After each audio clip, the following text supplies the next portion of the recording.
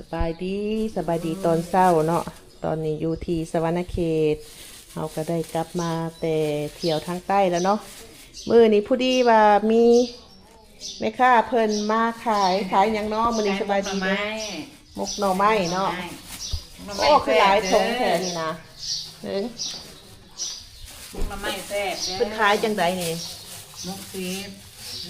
ฮะมุก10,000เพิ่นขายหมก10,000เนาะอันนี้เพิ่นแบ่งเฮ็ดแบบใดนี่คือมีหลายทงแท้สมัยเพิ่นสิไปต้อนเด้อันนี้ครับเพิ่นสิเฮ็ดไปต้อนเนาะเฮาสั่งเนาะเฮาสั่งบ่ฮู้จักทงรวมทั้งหมดนี่10กว่าถุงแม่นหมดบ่นี่แม่นหมด2ถาดเนี่ยเนาะเป็นแบ่งเฮ็ดเป็นทงละ10ทงละ10เนาะหมกหน่อไม้บ้านเฮาแซ่บเด้อขาประจำเนาะไม่แซ่บขาประจำส่วนหลายมีแต่แม่เพิ่นสั่งแล้วเฮาก็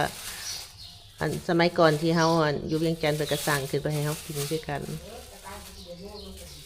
อันนี้เฮาก็สิเอาไปฝากพี่น้องทางเวียงจันทน์เนาะเพิ่นก็มาเฮ็ดให้แต่เช้าฮ้อนๆเลยกันใครสนใจอยากสั่งก็ติดต่อมาได้เด้อหรือว่าฝากเบอร์โทรไว้ก็ได้เนาะมีเบอร์โทรบ่โอเคฝากไว้เลยเนาะเบอร์โทรเท่าใดเนาะ52881394เด้อเบอร์โทรซื้อแม่หยังเนาะซื้อแม่แหล่เนาะโอเคใครอยากสั่งนะเพิ่นติดต่อหาได้เด้อตอนนี้เขาออกมากินข้าวเช้าเนาะเช้าจนสวยแหละสบายดีโดยสบายดียังเนี่ยเนาะออกมาสวยยันหมดยังครบเนาะมันไปหมูนี่ก็เปียกไม่หมูไม่ไก่หมูซีโอเคเอาสิเอายังแน่เอาขนมโคกบ่เจ้าเด้ขนมโคก2ไปเอาบันแบวขายแบบใดขายกับเท่าใดขนมโคกคู่ก้อน1,500บันแบวจาน25บันกวน20บันบุหลอก20ข้าวเปียกถ้วยละ25มีข้าวเปียกด้านเบื้องนั้นเอาอย่างทีมงานเขาตื่นสวยเนี่ยเนาะมื้อนี้เมื่อยหลังจากเดินทางมาไกลเนาะฮอดสวรรค์มื้อวานนี่ตอนแรง7 โมงเนาะอากลากเลยหนทางบ่ค่อยดีปานใดอยู่นี่เพิ่นมีขายซื้อสวรรค์นํเด้อเอาสรุปได้ละบ่สิเอาหยังเอาข้าวเปียกเส้นไงไม่ดีข้าวเปียกเส้น1ขนมโคก2จานบันกวน1บันแบว1โอเคเอานั่งทางในเนาะไปเซิร์นเข้านั่งทางในเดี๋ยวเปียกเดียวเนาะฮะใส่ยังนะข้าวเปียกหมูกรอบข้าวเปียกเขามีขาหมูไก่แหละกับลูกซีนข้าวเปียกเพิ่นนี่เจ้าจะมีแต่ขาหมูไก่ใส่แต่ลูกซีนไปกำลังทางในเนาะเดี๋ยวเราก็สิมาเบิ่งฝ้านี่เนาะเพิ่นมีขายข้าวเปียกอยู่เบื้องนี่เนาะมีพร้อมเนาะ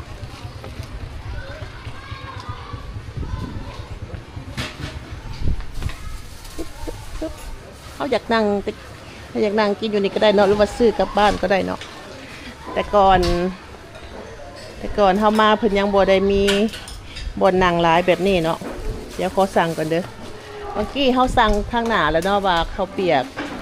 ลูกซีนเนาะโอเคเอาสิขับไปทางไหนก่อนนี่เนาะรายการเพิ่น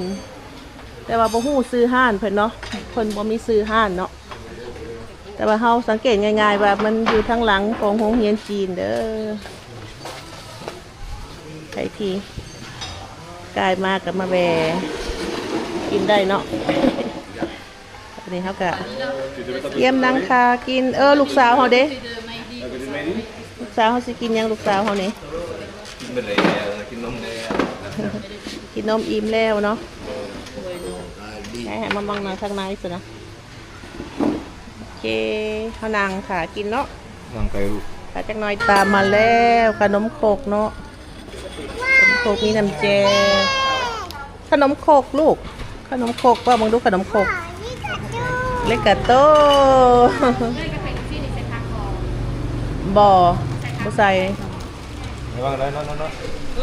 เช็ดระวังเปิดมือไว้ด้วยสาวหน่อยนี่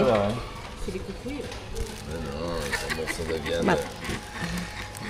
เขียบหมู เรามาเกะเราอยากสิ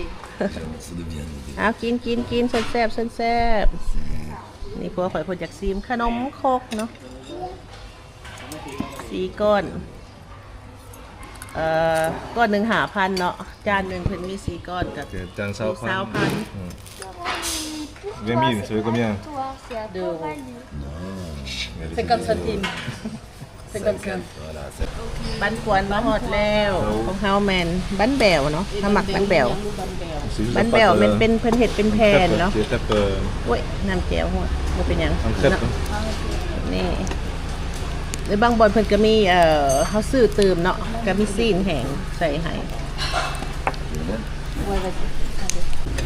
บ้านแบวของเฮาเนาะคันแม่นแต่ก่อนหั่นนะเพิ่นสิมีซีนแห้งนำเนาะ Ça, c'est les แต่ amis. ว่าเดี๋ยวนี้ก็บ่เห็นมีน่ะ Là เนาะ aussi, c'est ça. เป็นกระใส่แต่ยอนี่มีอยู่แล้วเนาะบ้านแป๋วหั่นเพิ่นนี่แซ่บเนาะ Après j'enverrai à Cédric แป้งเพิ่นเฮ็ดนุ่ม ma tasse avec la เพราะว่าเขาซื้อมาแต่เช้าหั่นนะ et le fouet ปลาไว้หดแรงกันยังนุ่มคือเก่าเนาะแป้งจังบ่คืน สุดยอด เป็นห้านดังเจ้าเก่าเนาะ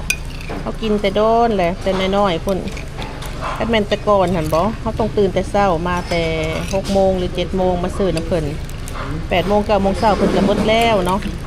คือมื้อนี้คือการเฮามาสวยเนาะ10 โมงปลายแล้วเฮาสิบ่เห็นเพิ่นนั่นตอนเพิ่นกำลังกันเฮ็ดใหม่ๆหั่นนะสิบ่เห็นje devais qu'il maintenant แม่นเพิ่นเฮ็ดสกับปลาไว้แล้วนี่นะอาหารเช้าบ้านเฮาก็ประมาณนี้เนาะมี Pas mal บ้านแหลวบ้านกวนมีข้าวเปียกมีเฟอเนาะเราเฮามักปั้นแบบนี้ยามเช้าหรือว่าถ้ากินอยู่เฮือนก็แม่นข้าวเหนียวปิ้งซีน après si tu veux manger mange-le Ouais, mais c'est pas très grave. แบบ Avec le sapin, regarde, c'est bien. เป็นจะได้ขนมขบทางนี้แซ่บบ่ T'as pas fini? Prends un bolo, une kin, même. c'est la même chose mais avec la pâte riz Moi, je peux demander si les armes et tout. อาหารห้านเพิ่นหมดไวเนาะประมาณ 11 โมงนี่แมันเขาเริ่มปิดละ Il n'y a pas de gobe. Parce qu'il n'y a pas le goût de d'habitude. Il n'y a pas de barbecue. บ่ได้ขายเบิดมื้อเพิ่นขายแต่คาบเช้า Mais il y a du goût quand même. C'est même pas. Le bouillon, il y a du goût เฮ็ด quand เด้อ même. มาซื้อแซ่บนํกันเนาะไปได้กายมาสำนักเขตก็มาแวะอุดหนุนเพิ่น Il n'y a pas de goût. อ่านอยู่ทางสี่แยกหลังโรงเรียนจีนเนาะ Mais tu veux? Est-ce que tu veux, madame? ไปเด้อเฮามานำกันหนูๆขอบใจเห็นของว่ามาประเทศลาวก็ดีใจหลาย โอเคหอบหนามาใหม่เนาะอันนี้เป็นข้างทับอิฐของเพิ่นที่มาเยี่ยมยามเมืองลาวเนาะพาครอบครัวมาเยี่ยมยามแล้วก็ลูกสาวเฮาพร้อมนะสบายดีนะลูกลูกย่าไว้เอ้ยแพง Pas un autre. มีเวลาหน่อยพ่นเนาะแล่นน้ำเวลากับหลายเติบ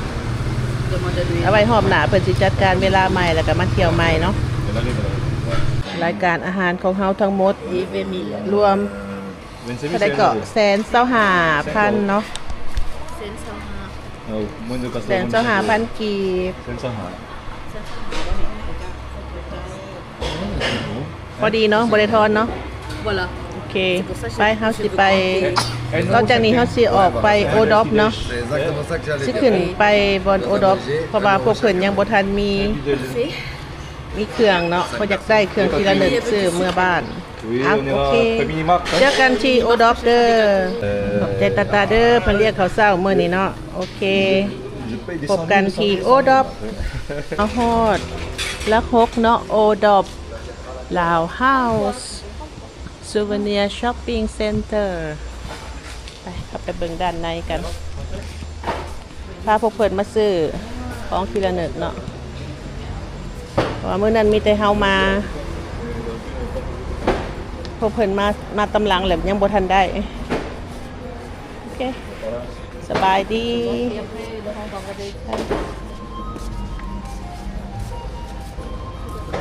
C'est ça que tu voulais acheter, les gros paquets. hein. Olha para a minha cara, tudo bem? Ele mega. หลังจากพากันเลาะๆอ้อมหมดแล้วเนาะกันตัวนี้สีหอดตอนจ่ายเงินเลยเด้อสิผู้บางคนก็จนล้น2 กระตาเนาะของเฮาหันซื้อเพิ่มอีกน้อยหนึงพอดีมื้อนี้เฮาก็ได้เสื้อพื้นหนึ่งเนาะเอาของเฮาจ่ายก่อนเด้อของเฮามีหน่อยจ่ายนะผู้สาวนี่เนาะเฮาได้เสื้อกล้ามพื้นหนึ่งการของเฮาแมนมดไป 696,000 กีบเนาะคิวต่อไปเดี๋ยวถาเบิ่งเนาะพวกเพิ่นสิว่าเท่าใด2 กระตานี่เนาะ นั่งได้ไหมเนี่ย ได้นั่งได้นั่งขาได้เฮาน่ะบ่ถามก่อนถามคืนนี่ก่อนสาวเฮานั่งได้บ่อยู่ทางนอกโอเคเอาขออนุญาตเพิ่นก่อนเนาะ นั่งขาเพิ่นทางนอก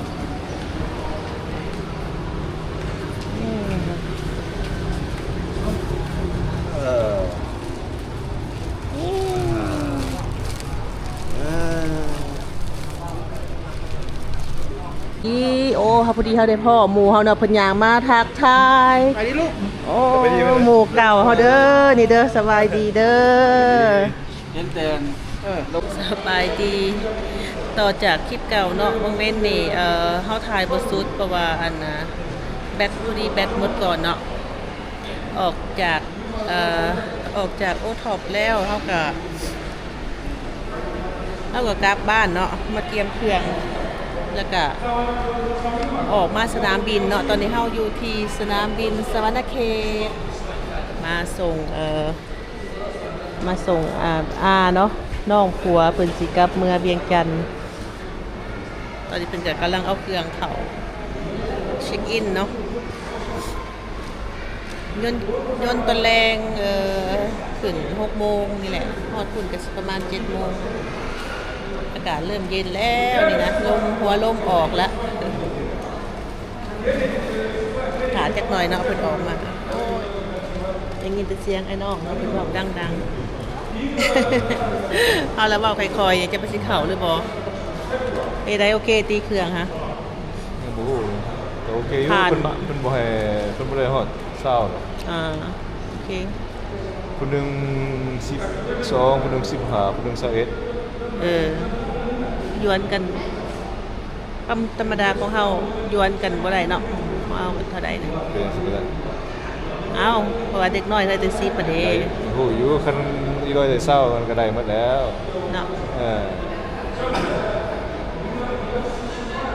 นี่เนาะนางถาเพิ่นจักหน่อยได้เฮียมห้อยบ่มีหยังคัดของติอันนี้ถือเอาบ่กระเป๋าวันนี้ยนต์กำลังมานั่งขาน้อยหนึ่งไม่ได้มาฮอตซ่าเนาะไม่ได้เนาะโอ้ยอยากกลับมาอยู่ต่ออยู่ต่อ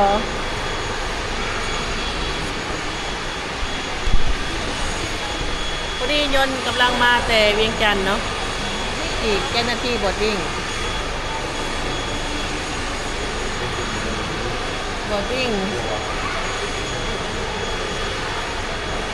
15 5 โมง 15 เนาะ15 นาทีอีก15 นาทีเพิ่นบอดดิ้งเนาะตารางขาน้อยหนึ่งc'est ça l'heure c'est pas la date moi je m'appelle pas Joao moi Tu vas non on a côté tu on a มาเฮากระทายรูปถ่าเนาะไปนี่ฮอดโมงแล้วเนาะเพิ่นก็สิขึ้นไปแล้วเดินทางปลอดภัยบงวอยาอาเบียนจานเดี๋ยวมาเบียนจานไปต่อเลยเบียนจานรถพยาบาลเอากระสิตามไปเพิ่นสิไปเที่ยวต่อเนาะเอาสิกลับเรือตำหลังโอเคบ๊ายบายไปทำกับเมื่อวันนี้นะ ลูก ไม่ใช่ ลูกเขากับเมื่อเฮือนแล้ว ไปหากินข้าววันนี้นะ เดี๋ยวเมื่อต่างประเทศ โอเคขอบใจบุตรกลที่ขับมาเบิ่งมาส่งเนาะมื้อนี้ก็มาส่งน้องสาวเรียบร้อยแล้วเฮาก็สิขอปิดคลิปไว้เพียงเท่านี้พบกันใหม่คลิปหน้าบ๊ายบาย เดี๋ยวเป็นสิบพันเดี๋ยวมีปัญหามันหรือกับไฟจะชิมกับไฟ